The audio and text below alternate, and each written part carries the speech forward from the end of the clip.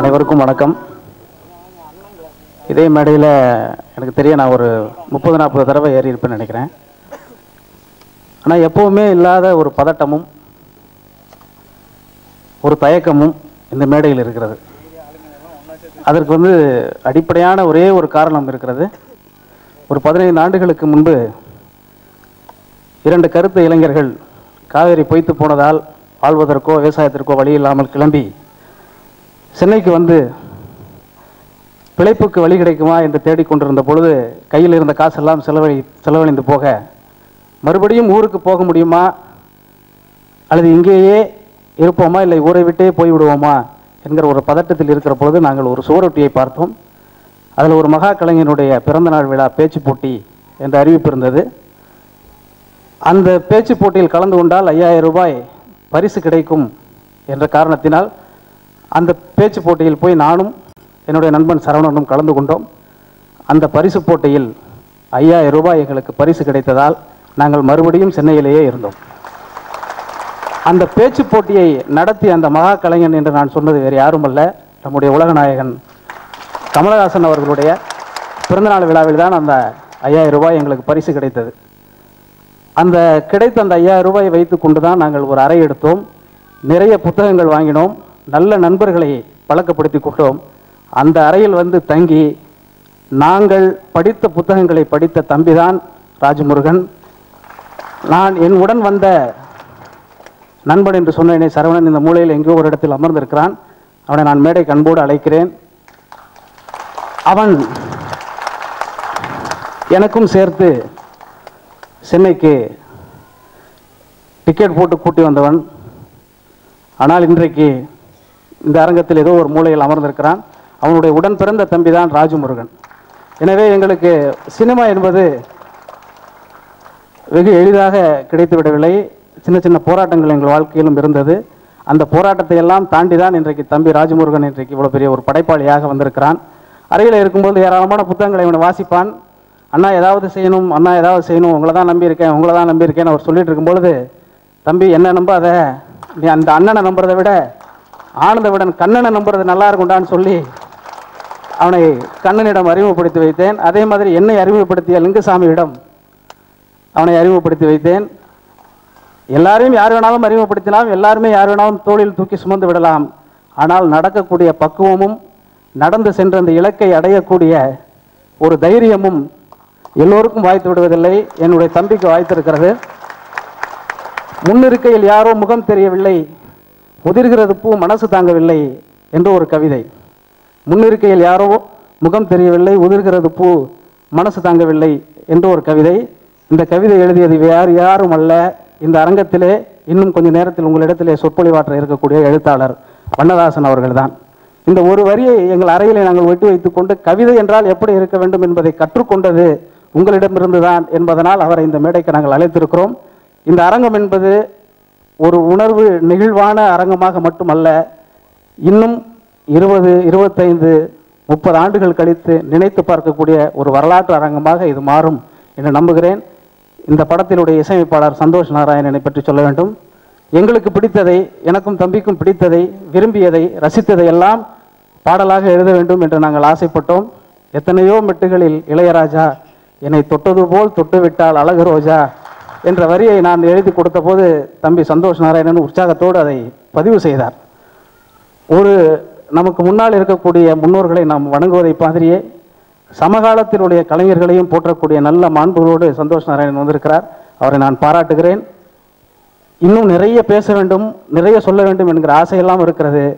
எங்களுக்கு கிடைத்த அந்த 5000 ரூபாய் வைத்துக்கொண்டு நாங்கள் ராஜமுருகன் என்கிற ஒருவரை இந்த தமிழ் திரையுலகத்துக்கு தந்திருக்கிறோம். நீங்கள் தரப்போகிற ஏராளமான அந்த பணத்திலிருந்து நாங்கள் இன்னும் நிறைய ராஜமுருகன்களை உருவாக்குவோம். குக்கு என்று ஒரு முறை கூவி பார்க்கலாமா என்று தோன்றுகிறது.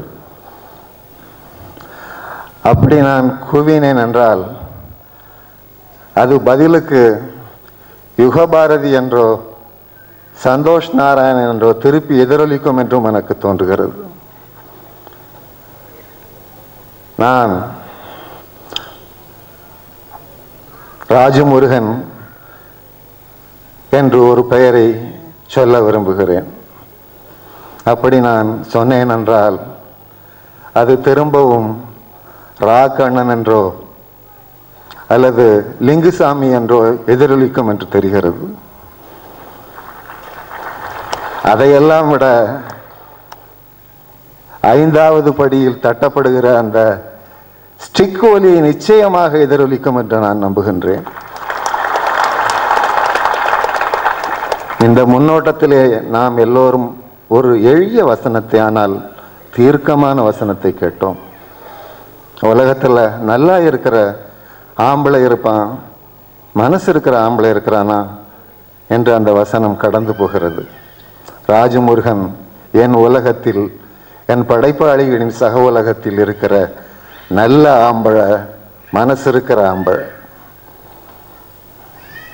ராஜமுருகன் மிக எளிமையான மனிதன், ஆனால் மிக கூர்மையான மனிதன். அவன் அவனுடைய முன்னுரையிலே சொல்லி இருக்கிறது போல அவனுடைய மனம் எளிய மனிதர்களை நோக்கி ஓடிக்கொண்டே இருக்கிறது. அப்படி ஓடுவதுதான் அவன் சந்தோஷமாக இருக்கிறது. அந்த சந்தோஷத்திற்காகத்தான் அவன் எழுதுகிறதாகவும் இயங்குகிறதாகவும் திரைப்படம் எடுக்கிற ஆர்வத்தில் இருப்பதாகவும் அவன் தன்னுடைய வட்டியும் முதலும் முன்னுரையிலே சொல்லுகிறான். அவன் அப்படித்தான் இருப்பான்.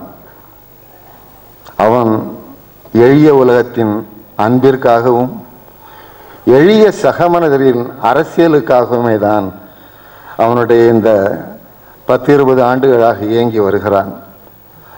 அந்த ராஜமுருகனுடைய முதல் திரைப்பட விழாவின் முன்னோட்டத்தின் முன்னால், உங்கள் முன்னால் நிற்பதிலே நான் மகிழ்ச்சி அடைகின்றேன். ராஜமுருகன் விகடனில் எழுதி அந்த 70 வார தொடர்கதையை நீங்களும் நானும் வாசித்திருப்போம். அந்த 70 வாரமும் வட்டியும் முதலும் தொடர் வருகிற போது அந்த வட்டியும் முதலும் தொடரிலே வந்த மனிதர்கள் நம்மோடு இருந்தார்கள், நம் தெருவில் இருந்தார்கள், நம் வீட்டில் இருந்தார்கள். சற்று மிகையாக, ஆனால் உண்மையாக சொல்ல போனால் எங்களுடைய திருநெல்வேலியை அது கொரடாச்சேரி ஆக்கிவிட்டது. இதைவிட இன்னும் நெருங்கி சொல்ல போனால் நாங்கள் குடியிருக்கிற பெருமாள்புரம் பகுதியை அது அபிவிருத்தீஸ்வரமாக்கிவிட்டது.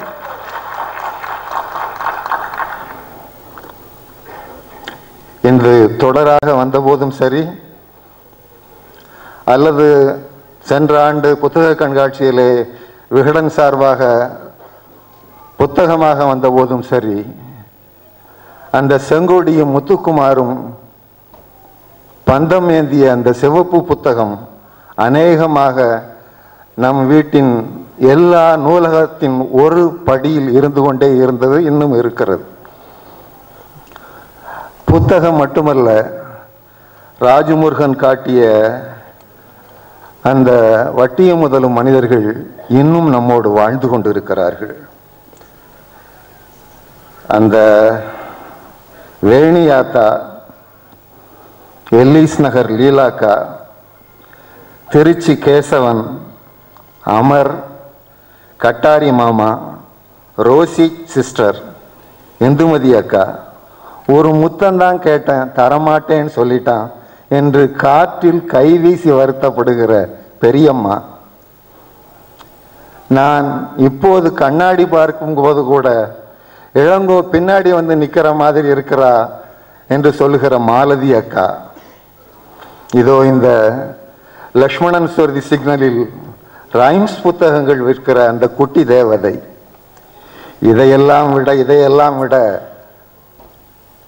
ராஜமுருகனுக்கு திரும்ப திரும்ப இன்னும் நினைவில் இருந்து கொண்டிருக்கிற கீர்த்தனாவுக்கும் கீர்த்தனாவான அந்த கீர்த்தனா, அவர்களெல்லாம் உங்கள் தெருவில், என் தெருவில், உங்கள் வீட்டில், என் வீட்டில் இன்னும் இருக்கிறார்கள்.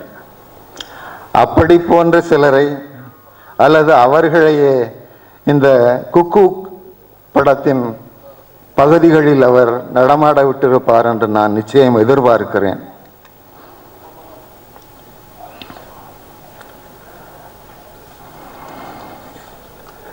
நாம் எல்லாம் அறிந்தது போல இந்த திரைப்படம் பார்வையற்றவர்களின் காதலை பற்றி சொல்கிற திரைப்படம். பார்வையற்றவர்கள் தான் நம்மையெல்லாம் கூட அதிக பார்க்கிறார்கள். அவர்கள் துல்லியமாக பார்க்கிறார்கள், அவர்கள் துல்லியமாக காதலிக்கிறார்கள். நம்முடைய வானவிலுக்கு 7 நிறம் என்றால் அவர்களுடைய வானவிலுக்கு எத்தனையோ நிறம் அல்லது நிறமே இல்லை, உண்மை போன்றது. அப்படிப்பட்ட அருமையான காதலை சொல்கிற இந்த திரைப்படத்தை பார்வையற்றவர்களின் எழுத்து வடிவமான பிரெயிலில் மூலம் நான் பிரார்த்தனை செய்கிறேன். இந்த படம் வெற்றி பெற வேண்டும் என்று நான் பிரெயில் மூலமாக என்னுடைய வாழ்த்துக்களை